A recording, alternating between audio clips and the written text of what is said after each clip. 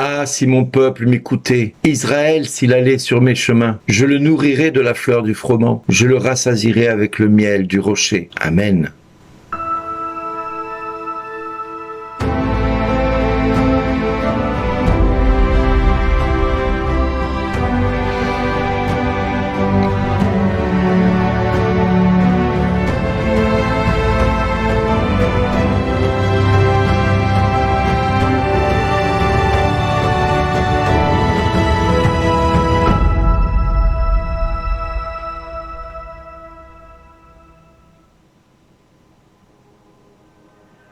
Bonjour les amis, j'entends des mots qui m'étaient inconnus jusque-là. J'ai ôté le poids qui chargeait ses épaules, ses mains ont déposé le fardeau. Quand tu criais sous l'oppression, je t'ai sauvé, que dit Dieu. Mon Dieu, que ces paroles retentissent ce matin dans mon cœur comme étant un message d'espoir pour tous ceux qui sont accablés par un fardeau lourd et pesant. Oui, il est certain que tu as peut-être entendu, il faut que tu portes ta croix. Tu comprends, si tu es un bon chrétien, tu dois porter ta croix. Tu dois porter ce fardeau et l'offrir à Dieu comme un sacrifice. Mais voilà que Dieu te dit, j'ai ôté le poids qui chargeait ses épaules. Ses mains ont déposé le fardeau. Parce que le fardeau que nous devons porter, il est léger. Il est conditionné à ce que nous avons rencontré. Ce Dieu qui s'est fait proche.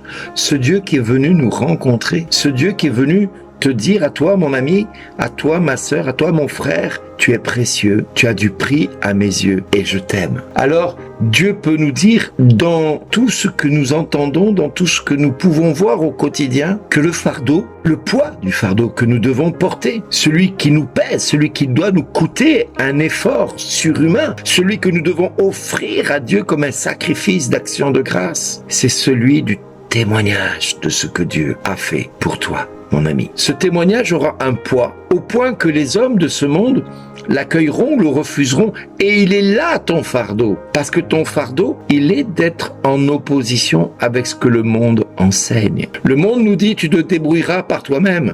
L'homme gagnera son pain à la sueur de son front. Certes, c'est biblique. Aide-toi et le ciel t'aidera. Là, ce n'est plus biblique. Mon ami, puis-je me permettre de te dire ce matin que si tu écoutes ces 7 minutes, si tu les entends avec ton cœur, alors entends ce que Dieu te dit, qu'il répondait, caché dans l'orage de ta vie. Il t'a éprouvé dans les eaux de Mériba et il te dit, écoute, je t'adjure, ô mon peuple, vas-tu m'écouter Israël? Vas-tu m'écouter, toi qui te prénommes Jacques, Paul, Juliette, Julie ou autre? Tu n'auras pas chez toi d'autres dieux. Tu ne serviras pas d'autres dieux étrangers. C'est-à-dire, tu n'écouteras pas ce que le monde te dit comme étant une vérité. Tu n'écouteras pas ce que le public et la laïcité t'enseignent. Tu dois faire ceci, tu dois faire cela si tu es un bon citoyen.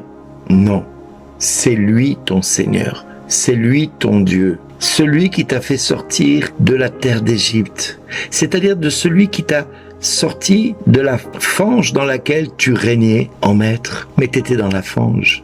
T'étais comme ce coq qui a les 2 pattes dans le fumier et qui chante cocorico. Tu étais de ce Français qui pensait qu'il était le seul peuple intelligent sur terre et qui voit sa nation tout doucement dépérir à cause de décisions politiques et humaines qui sont à l'encontre de ce que l'homme devrait vivre. La France est un beau pays. La France est un pays que Dieu nous a donné comme étant la fille aînée de l'Église.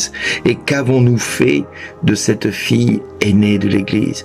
Nous l'avons prostituée, nous l'avons vendue à des hommes sans vergogne, à des hommes qui se prétendent remplis de sagesse et d'intelligence, mais qui agissent au nom d'obédience et de pouvoir, qui sont purement humains et diaboliques au fond.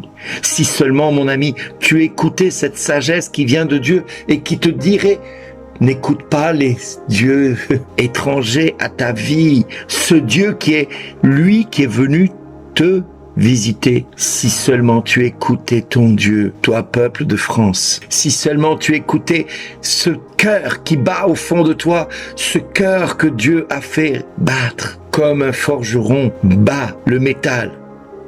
Boum, boum, boum, boum, poum poum, comme un battement de cœur. C'est dans une forge que Dieu va faire sortir de nos cœurs le cœur de Dieu. Celui qui va se déclarer en faveur de Dieu va se déclarer en faveur de la fille aînée de l'Église. Ah, si mon peuple écoutait ma voix, si mon peuple écoutait ce que je lui enseigne, alors il dirait: écoute, ô Israël, le Seigneur est l'unique Seigneur. Tu aimeras le Seigneur ton Dieu de tout ton cœur, de toute ton âme et de tout ton esprit et de toute ta force. Et tu cesseras de dire que ton prochain est ton ennemi. Non, tu diras que ton prochain est l'occasion pour toi de l'aimer. Parce que tu aimeras ton prochain comme toi-même. C'est la seconde partie du commandement qui lui est semblable et que Dieu nous invite à garder. Alors, toi qui te dis puissant dans ce monde, parce que tu as de l'argent, parce que tu as du pouvoir, parce que les gens te craignent. Moi, j'ose te dire que demain, tu ne seras que poussière, que ton argent sera comme verre et asticot. Mais toi qui mets ton espoir en Dieu, toi qui mets ta confiance en Dieu, tu seras comme le roc, tu seras comme une citadelle inébranlable, imprenable par l'ennemi. Mets ta confiance en Dieu, mets ta foi en Dieu, peuple de France, et non dans les hommes qui te disent de te détourner de ton Dieu pour des doctrines purement fallacieuses, laïcards, communistes ou autres. Oui, mon ami, détourne-toi maintenant de ce qui t'éloigne de Dieu et reviens de tout ton cœur vers ton Dieu. Voici qu'il t'appelle par ton prénom et qui te dit: aujourd'hui plus que jamais, viens mon enfant, viens mon fils, viens ma fille, vois de quel amour je t'ai aimé. Cela vaut tous les sacrifices que tu pourrais offrir. Voici que tu viens à moi et que je fais 1000 pas à ton égard. Toi qui n'en fais qu'un tout petit pas. Oui, mon enfant, viens jusqu'à moi. Tu n'es pas loin du royaume de Dieu. Tu n'es pas loin du royaume de Dieu. Écoute-le te dire: à toi, aujourd'hui, merci d'exister.